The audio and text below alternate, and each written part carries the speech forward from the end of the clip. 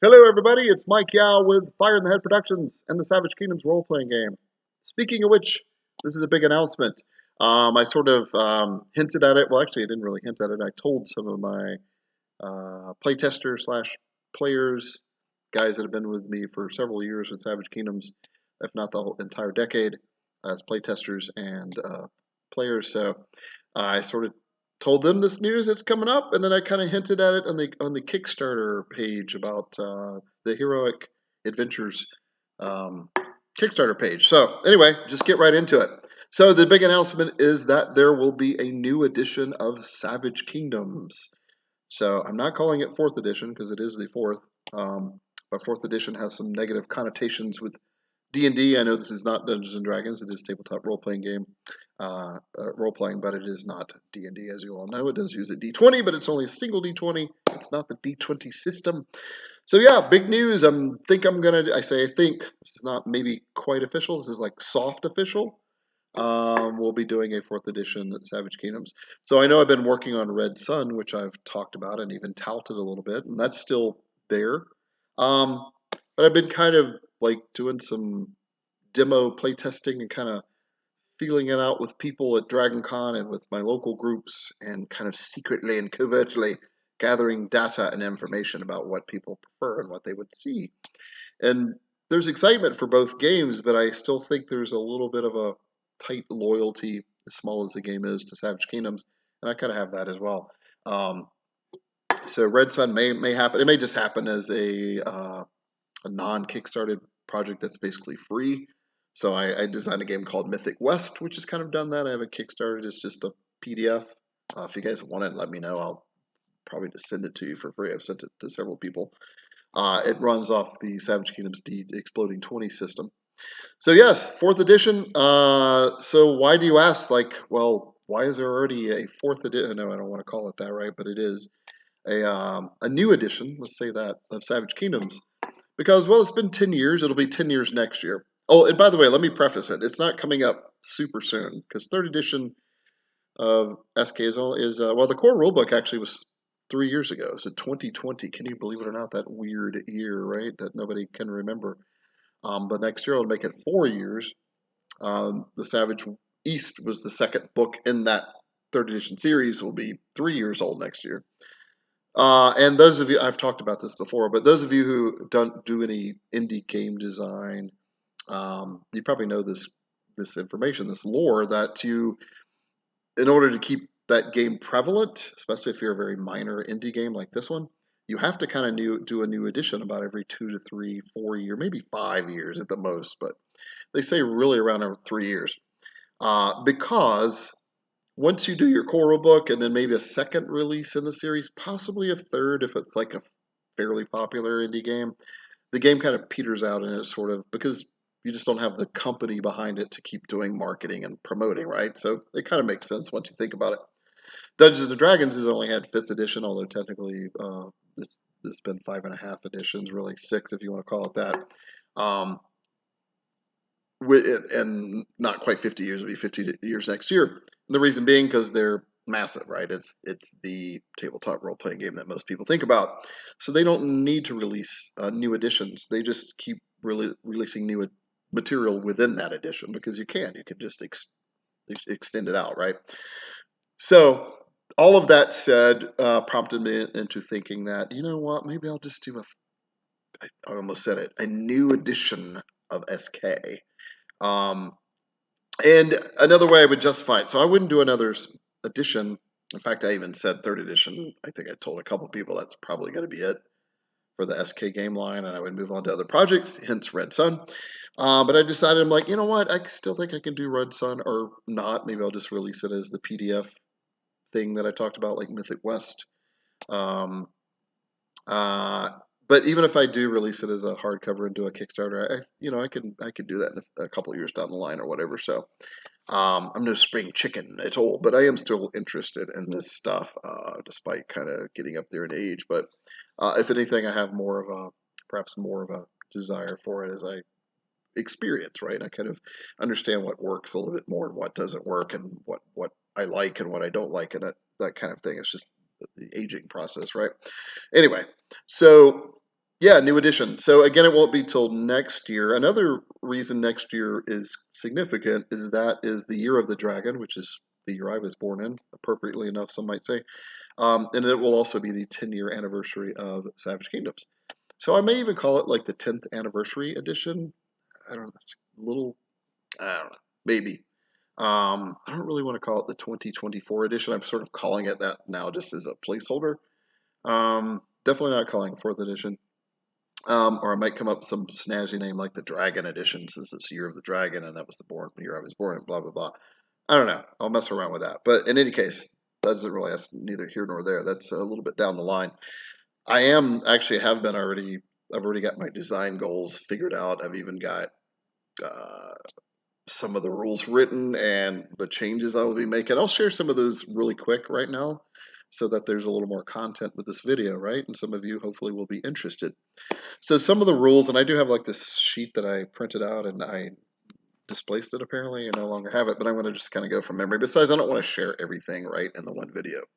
So just a couple things to look forward to with the rules changes of Savage Kingdoms, meaning that, and when I say changes, to me that means that means they're being updated, they're being bettered, one would assume. Third edition I was very happy with, but you know, as you play the game, and people will tell you never stop play testing a game that you've written. Every time you run a session, you're kind of technically play testing it, right? You're kind of making notes like, well, that didn't work as well as I thought it would have, or that was much better than I thought actually, and I shall make notes about it. Or you know, if not literal written notes, it's stuck in the back of your head usually, and if it comes up several times, it sticks in there more, and then you realize after a while that well, maybe I need to address that if I do a new edition, or at least with my, you can do it among your private groups, right? We all do that as game masters anyway. We sort of alter the rules regardless of the game system to some degree as part of our jobs. So a couple of the rules changes coming up would be, I guess the big one would be a 3-action combat system.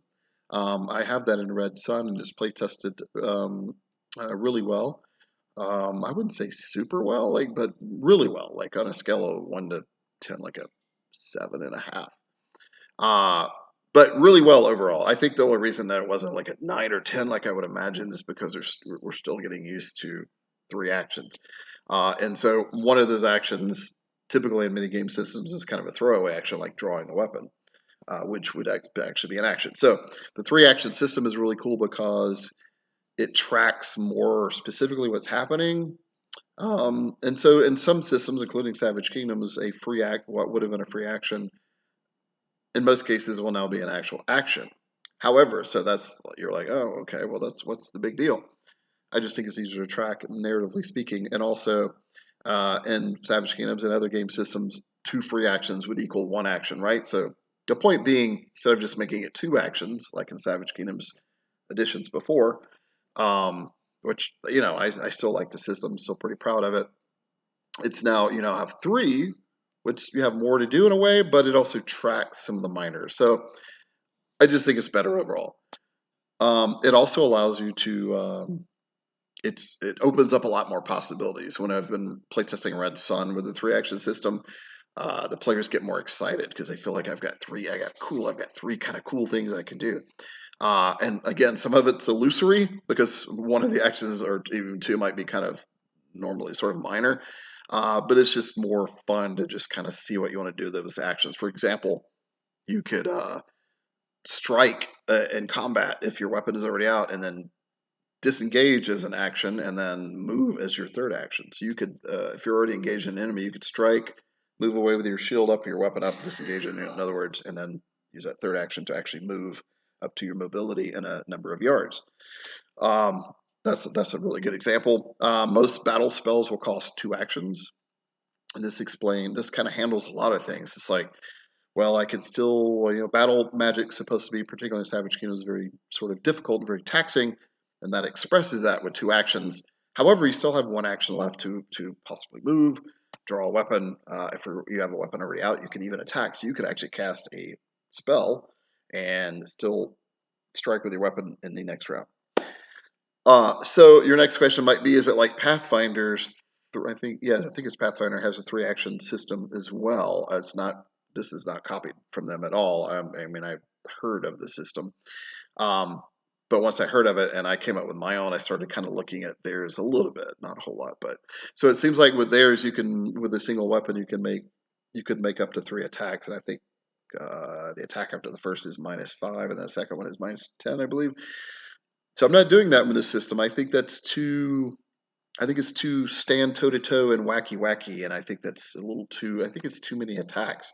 So the idea with the game, and kind of had it in Red Sun as well, is that you're being tested. It's called so you're being tested on that one weapon. So for example, in real life, you could probably in 6 seconds you could swing around a weapon, most weapons, unless it's like really weapon, 6 to 10 times, depending on how quick you are and trained you are and strong you are, etc. But none of those, maybe one, really counts as a real attack. If you go into battle just doing like that with someone, I'm just going to parry all the blows or probably duck under all of them. So we're only being tested really for that one attack, maybe 2 attacks, right? If you're really good. So what I'm getting at, what you could use if you have a talent that allows you to gain a second attack in the combat round, you could do it then. If you have an ability to do a third attack, for example, a Chinari with the ambidexterity talent, we'll say, armed with 2 light weapons, can make a strike as one action with one weapon, a strike as a second action with a second weapon, and then as the third action could claw. Well, that doesn't make sense because he both had those. For example, let's go back to, we'll say it's pugilistic follow-up. So he or she strikes with a spear, follows up with a kick or a punch or an elbow or a headbutt, and then the third would be the claw attack. But that would use all 3 actions. So you could get 3 attacks, which is awesome, but that's all 3 actions. You couldn't do anything else. I think that handles it, and also it gets rid of the negatives. So Pathfinder has a -5, -10, which is fine. I mean, I've heard it's cool for the most part, but I'm trying to get rid of some of a little bit more of the math, so that way you don't have to. I don't have to reduce the power of the strike with penalties to the die roll, if that makes any sense. Speaking of which, the next thing would be free attack, or what I call, I think in SK, I think, right? Reactive attacks, free reactive attacks, basically attacks of opportunity. I just wanted to name it something different. But free reactive attacks were -2 in previous Savage Kingdoms, -2. The idea was that, in my head anyway, was that it happens so quick that you're not really able to get your full skill into you're a little off balance, right? But I've gotten rid of that. So there's no -2 there. And again, the design goal here is to get rid of some of the a little bit more of the math that's not necessary, like the -2 in that case, or the -5 or -10 if I was doing the Pathfinder kind of attack system. Or actually, in SK, it would probably be more like -2 and -5 would be the third attack if I chose to do it that way. In third edition, it is done that way. So, but again, the design goal here for the new edition is to kind of get rid of some of that. I think it's easier, it's quicker, it works well in Red Sun. It's just faster. It's just awesome. All right. The next change, let's see off the top of my head, what would I say? The next change, right? There will be, oh yeah, so skill specialties, and I'm still looking at this. This may not be official. Skill specialties will be a +2 bonus instead of a +1 because I kind of want them to account for more. The problem in my head mathematically is that I don't want people now, players that might rely so much on that specialty they're not doing anything else with the skill. I feel like that might kind of happen. I do have a split down the middle possibility of doing that, and that would be whenever you get your first specialty, it's +1. If you gain a second specialty in a skill, both of those specialties become +2. If you get a third specialty, eventually down the line, all 3 of the specialties are +3. But then once you get to the +3 level, that's almost a little much as well. So as you can see, my dilemma. But I'm futzing with it, right? As you say, and trying to figure it out. So it'll be cool. That's what playtesting's for, right? What's a couple other things to shame, and then to share. Shame. I could shame them as well. And then I'll wrap up here, so you can tell them to edit these things. Let's see. What's another one? What would be cool? Oh yeah. So character creation. Mostly good, right? People like SK character creation for the most part. Particularly people that are really into gaming and they like the game within the game, which is crafting a character and tweaking a character and that kind of stuff. However, I think it's a bit overwhelming for new players and even some experienced players. And what I'm specifically getting to is the favorite talents, which I was kind of proud of at first for the concept, and yeah, I still think it's cool.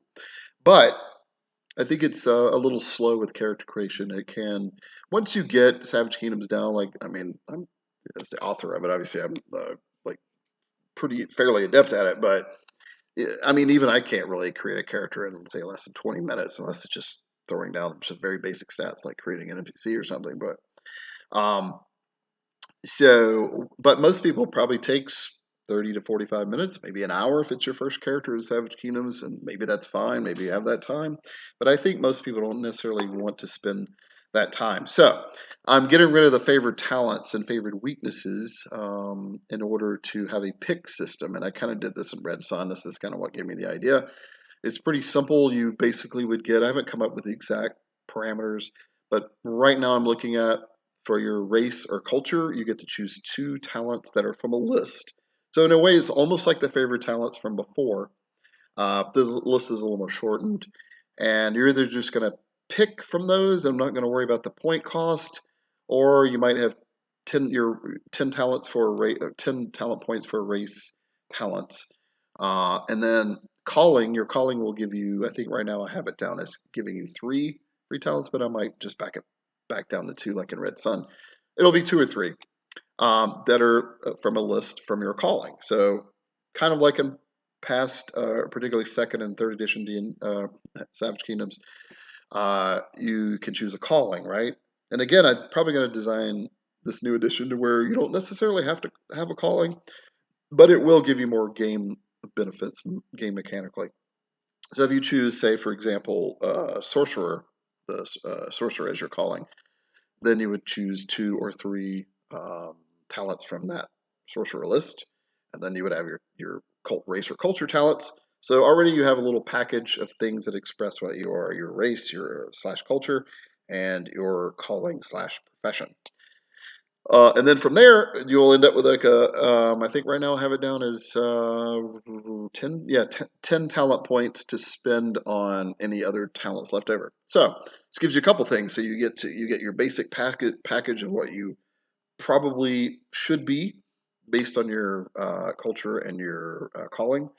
And then you have kind of a free little some points to buy like whatever that's not necessarily connected to your calling or culture, or it can be. It's totally up to you. So those will be like points that you can buy for the rest of the talents, specifically when creating a character. So attributes will still be the same. You get to start with a total of +3. So your if you add up your attributes, they can't be higher than a total of +3 at character creation. I think the advancement system will still be the same every odd level after first. In advancement, you get +1 to those attributes. You get to boost one of the 6 attributes by 1. They'll still be 6 attributes. They'll still be called agility, physique, vigor, intellect, magnetism, willpower. Right. Mobility is probably going to reduce slightly because it's now a 3-action system instead of 2-action. So I think I have mobility, which is a little sad because right now it works out that your base mobility is 10, and I like that round number of 10 yards. And so if I do the new system, it has to kind of, I don't guess it has to, I can look at it. But it probably will reduce to base 7 plus your agility and physique, whatever the formula is for mobility. And that's because you can spend all 3 actions moving if you want. Speaking of which, going back a little bit to the system, 3-action system, since I'm talking about mobility, you can spend, if you spend 2 actions, you can run, and that's times 3 your base mobility, or you can spend all 3 actions sprinting, and that's times 5 your base mobility. So cool, I think it works out really well. I mean, you could spend 1 action at a time moving normal if you want, but that's and maybe there, and strategically in combat, that's probably often what will happen. But if you just want to really get somewhere fast or get out of dodge quickly, you have the run and sprint options, but they will cost you 2 or 3 actions. Right, so just want to go back to that. Let's see what else to share. There'll still be. I was looking at making the number of skill levels for a skill be just up to 9 now, which goes up to Grand Mastery. But I think in recent tweakings, I kind of went back to 10. And the reason why I reduced it to 9 is because I don't know, just the number 9 is kind of cool. But also, I'm trying to keep the bonuses from stacking too giant. Like high advancement characters can be rolling +12, +13 to their D20, but it's not horrible. It's not the end of the world. It's mostly a math thing. It's not so much a oh my god, it's so overpowered. Kind of a little bit, but mostly it's kind of a math thing. Once the numbers get kind of, I like quick math and tabletop role playing games, particularly in combat. And that's another reason I kind of gravitated back to SK. Like I love the Red Sun system, the D8 pool system. I'm pretty proud of myself for coming up with that kind of. I mean, it's not like super unique or anything, but and it's fun to kind of read the dice, but it's also kind of slows things down a little bit. I'm kind of going back to my single die philosophy of earlier years. And the whole reason I came up with the SK system was from, and I probably mentioned this before in previous videos. In Dungeons and Dragons, I got a little tired of you got to roll the d20, and there's now the disconnect as you're rolling damage, and it just takes a while. And I had a tendency if somebody would roll a 23 total, and I'd be like, yeah, you just battle axe just smashes, and then they roll damage, and it's like 2 points, totally negating your narrative. Yes, obviously you should wait for the damage to be rolled, but my point is it kind of prompted me to come up with this D20 system where, and someone else said the other day, and their wise words, they said, it's in the D20 system in like D&D, for example, or Pathfinder or whatever, like if you roll, I need a 12 to hit on the D20, we'll just say in this example, 13, or if I get a 13 or above that, it doesn't matter. Like those numbers count for nothing. So in the SK system, they count, right? So that was another reason I sort of came up with that system. For example, if you roll I guess a defensive 12 in Savage Kingdoms and you roll an 18 on your attack roll, that's not wasted because every number above 12 is a point of damage, as you guys probably know.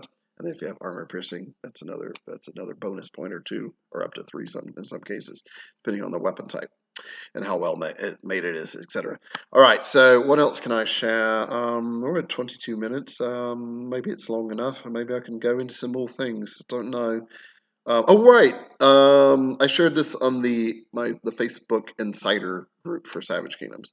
A tiered skill system. So I'm looking at, I was looking at this at third edition, and I just decided to discard it. But I'm bringing it back, and I've got it I've figured out better this time, I think. What I mean by tiered skill system is there are 30 skills in Savage Kingdoms. There were in third edition. I think that maybe not quite as many of the first two editions before that. And I'm going to keep it 3. I almost got rid of herbalism and alchemy. They're very close, but I think I'm going to still keep them separated because I like the fact that there are 30 skills. I just like that number. And also mathematically, you can tell I like design mathematically when it sleekly lines up. That's kind of one of my things. So what was I getting at? Tiered skills. So there's 30 skills, right? So each skill is rated from a 1 to 3. It's like tier 1 skills, tier 2 skills, and tier 3 skills. And what that means is, every advancement you earn 10 skill points. And in order to gain a skill level in a tier 3 skill, you would have to spend 10 skill points in order to get 1 skill level out of it. So what does tier 3 represent other than being more expensive, Mikey? So those would be more difficult skills. In fact, there's only 7 of them. Well, really, there's only one, but there's 7 disciplines of it. So I'm talking about magical arts. So the magical arts skill, or if you want to look at all 7 disciplines, those are your tier 3 skills. So that's the only skill that costs 3 points in order to get a skill level in. Tier 2 skills are things like, let's see, the brawling, melee weaponry, range weaponry, endurance, resolve, stealth, perception. It's a lot of them. There's 14 skills that are tier 2. There's 7 that are tier 1, and there's 7 that are tier 3. All that equals 30. So again, I like the elegant math. I didn't even actually mean for it to come out that way. I was just going down the list, deciding what skills based on their use and how, and sort of real life, how much the training would probably be if there was a thing. And it just happened to break down that way, and I was super happy. So tier 2 skills, yeah, it costs 2 skill points. Tier 1 skills are the easiest to learn / don't come up to play quite as much. Softer skills, I would probably say. Those are like crafting, disguise, performance, sleight of hand. Like I said, there's 7 of them. Lore is tier 2, by the way. Lockpicking is tier 1. So the skills that don't come up quite as often, or you would think like might be kind of somewhat easier to learn, particularly in a sort of medieval fantasy environment. So there you go, tiered skills. I'm kind of happy about those. Yeah, let's see what else. Right, right. I got nothing. There's like 10 or 12 other changes. I'll do another video for that. How about that? We'll just end it right there. Because the main point of this video was to announce that there will most likely, 90% chance I would say, be a new edition of Savage Kingdoms role-playing game. Thanks for you guys for watching, playing the game, being respectful and about it and liking it for the most part. And if you don't, I totally understand and totally respect you for that as well. But if you do, maybe share the video with people and like and subscribe and all that kind of jazz. And I'll talk to you guys soon. All right. Exciting news. Bye.